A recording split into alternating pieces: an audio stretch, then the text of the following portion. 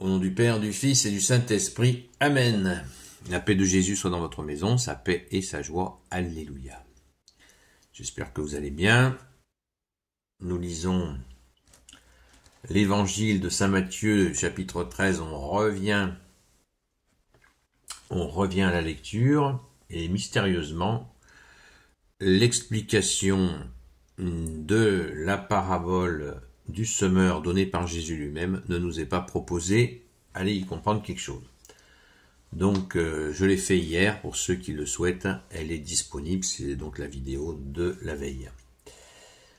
Donc nous lisons le Saint-Évangile selon Saint Matthieu, chapitre 13, versets 24 à 30, qui est une confirmation justement de l'explication de la parabole du semeur. Le blé et la mauvaise herbe. Jésus leur présenta une autre parabole. Il leur dit, voici une image du royaume des cieux. Un homme a semé dans son champ de la bonne semence. Pendant que les gens dormaient, l'ennemi est venu et a semé l'ivraie au milieu du blé. Puis il est parti. Quand le blé en herbe a donné la tige et le grain, l'ivraie aussi est apparue.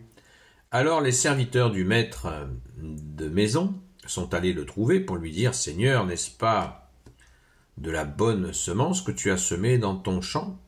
Et d'où vient cette ivraie ?» Il leur dit « C'est un ennemi qui a fait cela. » Alors les serviteurs lui demandent « Veux-tu que nous allions la ramasser ?» Mais il leur dit « Ne le faites pas, en ramassant l'ivraie, vous pourriez aussi arracher le blé. » Laissez-les donc grandir ensemble jusqu'à la moisson. Au moment de la moisson, je dirai aux moissonneurs, ramassez d'abord l'ivraie et faites-en des bottes pour les brûler. Ensuite, vous rassemblerez le blé dans mon grenier. Merci Jésus pour ta parole. Voilà, qui est très explicite. Merci Jésus. Alors il y a bien sûr, il y a toujours plein d'explications différentes de cette parabole, du bon grain et de l'ivraie. Que n'a-t-on pas dit sur le sujet? Donc, on retient que le bon grain et l'ivraie, c'est quoi? Alors, il y a ceux qui disent que en nous, il y a le bon grain et l'ivraie. Et puis, il y a ceux qui disent que, donc Jésus, là, il dit qu'il y a les fils de la lumière et les fils des ténèbres. Et que les fils de la lumière, c'est le bon grain, et les fils des ténèbres, c'est l'ivraie. Et moi je penche plutôt pour la deuxième explication. C'est pas 1 et 2, elles auraient pu être inversées, c'est pas le souci. Je penche beaucoup plus pour l'explication que le bon grain, c'est les fils de la lumière, et l'ivraie, les fils des ténèbres, parce que Jésus dit de les laisser croître ensemble. Enfin, dans la parabole, le propriétaire du champ dit laissez-le pousser ensemble et à la moisson. À la moisson, c'est la fin des temps. Donc, ce qui correspondrait plus à cette question-là. Ce qui ne veut pas dire que c'est incontestable. Nous ne sommes pas parfaits. Si nous sommes des fils de la lumière, eh bien, nous ne sommes pas parfaits, bien entendu, et nous avons des choses à améliorer, à convertir en nous, bien entendu. Mais, si on part sur l'hypothèse que Jésus là dit que l'ivraie, eh bien, sera une façon pour Jésus de nous enseigner que l'ivraie est aussi à l'intérieur de nous, il y a quelque chose là qui colle pas dans cette théorie, puisque à l'intérieur de nous, justement, il y a Jésus et son Père, comme tu nous l'as dit, Jésus, si vous mettez en pratique ma parole, mon Père et moi viendrons faire notre demeure en vous. Mais la mauvaise herbe peut bien sûr pousser, et il nous faut être vigilant. Donc on peut retenir peut-être, bien sûr, les deux approches, qui à mon avis sont intéressantes. On ne peut pas contester cela, évidemment. Mais ne soyons pas non plus dans cette attitude qui consiste à toujours tout refuser qu'il y ait effectivement le mal, qu'il y ait le mal qui puisse être bien présent et essayer justement de nous infester. D'ailleurs, le propriétaire le dit lui-même, c'est un ennemi qui a fait cela. Voilà. Donc l'ennemi des âmes, c'est Satan, hein, qui veut dire l'adversaire. Ô Jésus, prends pitié de nous. Ce qui confirme aussi, c'est l'envoi donc dans le feu de la ténèbre. Si cette ivraie représente la ténèbre, eh bien elle sera cramée. Donc là, la séparation du bon grain de l'ivraie va se faire. Donc ça confirme que ce n'est pas une explication de ce qu'il y a à l'intérieur de nous. Jésus le fait à de nombreuses reprises.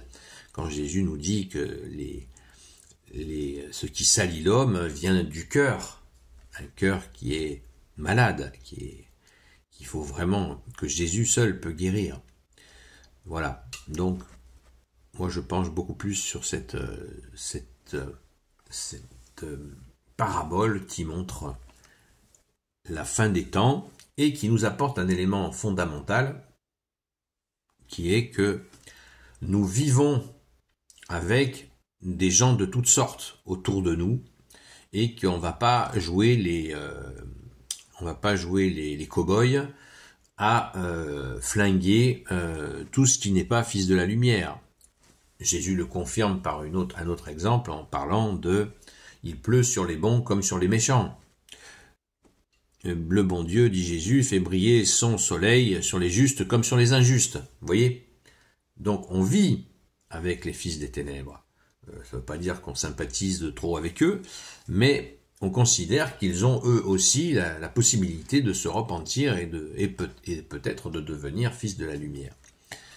D'ailleurs, Jésus les citera en exemple aussi dans une autre séquence d'évangile où il dira « Si les fils de la lumière étaient aussi rusés que les fils des ténèbres, mon feu aurait pris bien plus vite sur toute la terre. » Voilà, donc soyons attentifs, pas naïfs, bien attentifs, et quand nous